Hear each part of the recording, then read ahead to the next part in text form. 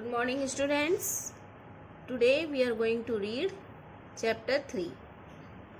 The name of the chapter is pencil की कहानी, story of pencil. बच्चों, ये जो चैप्टर है वो एक पेंसिल की कहानी है. यानी पेंसिल की कहानी यानी पेंसिल कैसे स्टार्ट हुई, कैसे उसका इन्वेंशन हुआ, मतलब कि कैसे उसका आविष्कार हुआ, कैसे पेंसिल बनी जिससे हम अपनी नोटबुक में लिखते हैं. और अब तो जो है मार्केट में बहुत तरह तरह की पेंसिल आने लग गई है, बहुत नए तरीके की पेंसिल आने लग गई है. तो जो पेंसिल आज हम यूज़ करते हैं वो, और जो अब कुछ अलग तरह की पेंसिल आने लग गई है वो, सब में एक ही, यानी जो ये ब्लैक वाला पॉइंट जो होता है जिससे हम लिखते हैं वो तो वही तरीके का है, यानी पहले का तरीके का ही है, उसमें कोई चेंज नहीं है. लेकिन जो ऊपर का इसका जो ये होता है, ऊपर का ये वाला पार्ट, ये सब पेंसिल का चेंज होता है. और इसका पेंसिल का जो कलर है वो भी चेंज होता है. ओके स्टूडेंट्स, अब हम स्टार्ट करते हैं हमारा चैप्टर. पेंसिल को आज कौन नहीं जानता होगा. किसी स्कूल जाते बच्चे के बस्ते में देख लीजिए, सभी जरूरी चीज़ों के अलावा पेंसिल भी उनमें मिल जाएगी. आज के ज़माने में पेंसिल का बहुत महत्व है, खासकर बच्चों के लिए. तो बच्चों, आज किसी भी, जब आप स्कूल जाते हो, किसी भी स्कूल के बैग में इसमें लिख रखा है बस्ते, लेकिन अपन बोलते हैं बैग. किसी भी स्कूल के बैग में आप कहीं पे भी देख लीजिए, कोई भी बच्चा जा रहा है तो उसके बैग में पेंसिल ज़रूर मिल जाएगी. और पेंसिल के बिना तो काम ही नहीं चलेगा, क्योंकि पहले तो क्या है, स्लेट पर लिखते थे, तो स्लेट और स्लेट की पेंसिल या चौक हम यूज़ करते थे. लेकिन आजकल स्लेट वगैरह तो रही नहीं है, तो हम क्या करते हैं, सबसे पहले ही कॉपी में ही लिखना सीखते हैं. तो हमारे लिए तो पेंसिल बहुत ही ज़रूरी है, इसलिए पेंसिल का बहुत ही महत्व है आज के ज़माने में, खासकर बच्चों के लिए, क्योंकि बच्चों का काम इसके बिना नहीं चलता है. पेंसिल से लिखना बहुत सरल है. पेंसिल से लिखना बहुत सरल है. क्यों सरल है? क्योंकि लिखते हैं, अगर गलत हो जाए तो मिटा भी सकते हैं, इसलिए पेंसिल से लिखना बहुत सरल है. अगर हम पेन से लिखेंगे तो अगर हमने कुछ गलती कर दी तो हम पेन का मिटा नहीं सकते, लेकिन पेंसिल का मिट जाता है. साथ में इरेजर और शार्पनर हो तो मज़ा ही आ जाता है. बच्चों, इरेजर हो गया हमारा रबड़, और शार्पनर हो गया जिससे कि हम पेंसिल शार्प करते हैं, छीलते हैं, तो मज़ा ही आ जाता है. जब पेंसिल का सिक्का घिसकर छोटा और मोटा होने लगे तो शार्पनर से उसे पतला और नुकीला बना लो, फिर मज़े से लिखो, जैसा कि हम करते ही हैं. क्योंकि जब हमारी पेंसिल का सिक्का छोटा हो जाता है, घिस जाता है, थोड़ा मोटा हो जाता है, तो उससे राइटिंग अच्छी नहीं आती है. तो हम क्या करते हैं, हमारे पास शार्पनर तो होता ही ज्योमेट्री बॉक्स में, हम उसको नुकीला और पतला बना लेते हैं, तो उससे राइटिंग और भी अच्छी आती है.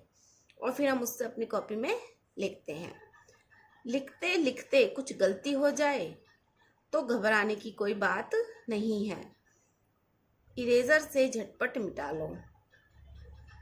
अब जहाँ मिटाया है वहाँ पर फिर से लिख लो, इसलिए पेंसिल लिखना सरल हो जाता है. क्योंकि अगर कोई गलती हो जाती है तो घबराना नहीं चाहिए, उसको मिटा लो और फिर वहाँ लिख लो. यही वजह है कि बच्चे पेंसिल को सबसे ज़्यादा पसंद करते हैं. बच्चों, इसीलिए बच्चे पेंसिल को सबसे ज़्यादा पसंद करते हैं, क्योंकि गलती होने पर मिटा लेते हैं और फिर वहीं पर लिख लेते हैं. ड्राइंग में तो बगैर पेंसिल के काम ही नहीं चलता. और जब हम ड्राइंग वगैरह बनाते हैं, हमारी ड्राइंग का पीरियड होता है, हम उसमें ड्राइंग से कुछ भी बनाते हैं, हमारी मैम कुछ भी हमारे बनाने को पिक्चर देती हैं, मैंगो बनाने के लिए दे दिया, कोई ट्री बनाने के लिए दे दिया, या फिर कोई सन बनाने के लिए दे दिया, या कोई भी फ्रूट्स बनाने के लिए दे दिया, तो हम क्या करते हैं, पेंसिल के बिना तो हमारा काम ही नहीं चलता. हम मिटाते हैं, फिर बना लेते हैं, फिर बना लेते हैं, फिर मिटा लेते हैं. ज़्यादातर चित्रकार पहले पेंसिल से रेखा चित्र बना लेते हैं. जो बड़े बड़े पेंटर चित्रकार होते हैं, जो बड़ी बड़ी पेंटिंग्स बनाते हैं या कैसी भी बनाते हैं, छोटी बड़ी, वे सब क्या करते हैं, पहले पेंसिल से रेखा चित्र बना लेते हैं, यानी हल्का हल्का स्केच या हल्की हल्की ड्राइंग बनाकर वो रेडी कर लेते हैं। फिर वो उसको जब वो सही एक बार में बन जाती है फिर उसको थोड़ा डार्क कर लेते हैं। फिर जब वे रंग भर कर अपनी ड्राइंग तैयार करते हैं तो देखने वाले हैरान रह जाते हैं। आओ इस अद्भुत पेंसिल के बारे में और जानें। बच्चों, अब तक हमने पेंसिल का महत्व जाना, पेंसिल से कैसे लिखते हैं, कैसे मिटा लेते हैं और पेंसिल किस तरीके से बच्चों को बहुत ही ज़्यादा लुभाती है, ये सब हमने सीखा है। अब हम सीखते हैं कुछ इसके बारे में और बातें। पेंसिल की कहानी बहुत पुरानी नहीं है। करीब 600 वर्ष पहले जर्मनी में ग्रेफाइट की चट्टानें मिली। कहाँ पर मिली? जर्मनी में। और चट्टानें किसकी मिली? ग्रेफाइट की।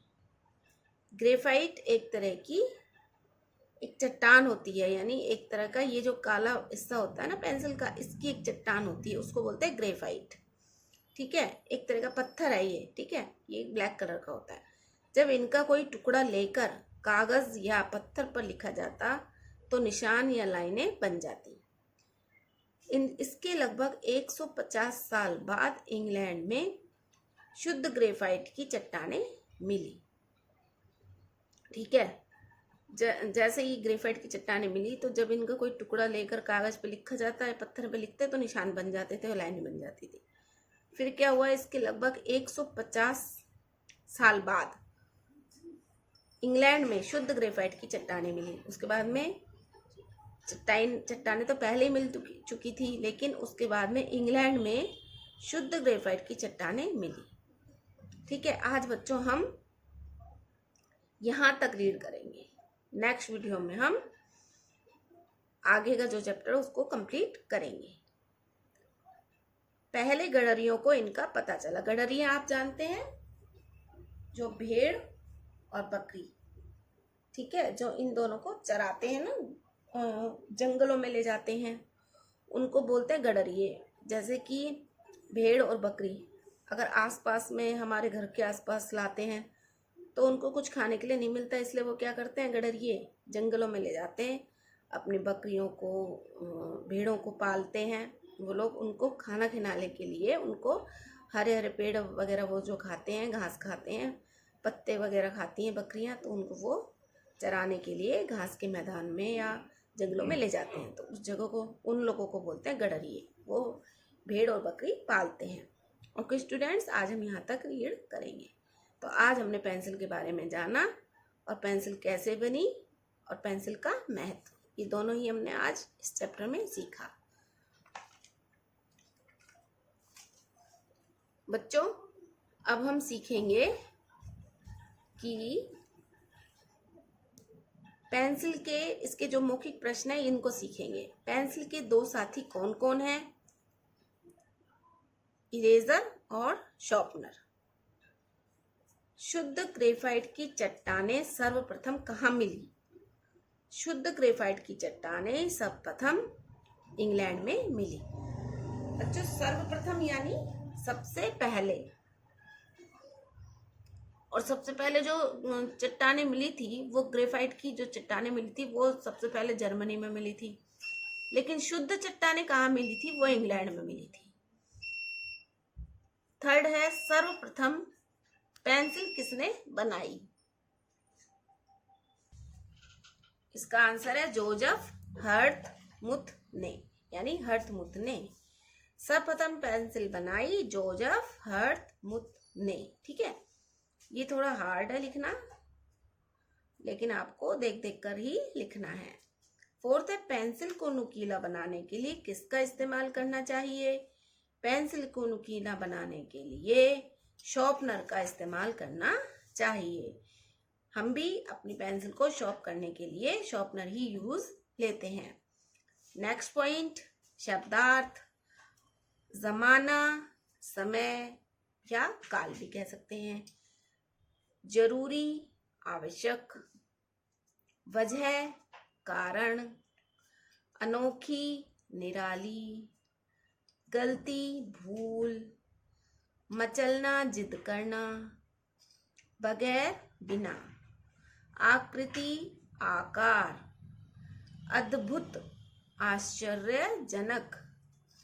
कामयाबी, सफलता। चट्टान, पत्थर का बहुत बड़ा टुकड़ा। शुद्ध, बिना मिलावट का। रंग बिरंगी, अनेक रंगों वाली। अब हम इसको फिर से रिपीट कर लेते हैं। शब्दार्थ: जमाना, समय, काल। जरूरी, आवश्यक। वजह, कारण। अनोखी, निराली। गलती, भूल। मचलना, जिद करना। बगैर, बिना। आकृति, आकार। अद्भुत, आश्चर्यजनक। कामयाबी, सफलता। चट्टान, पत्थर का बहुत बड़ा टुकड़ा। शुद्ध,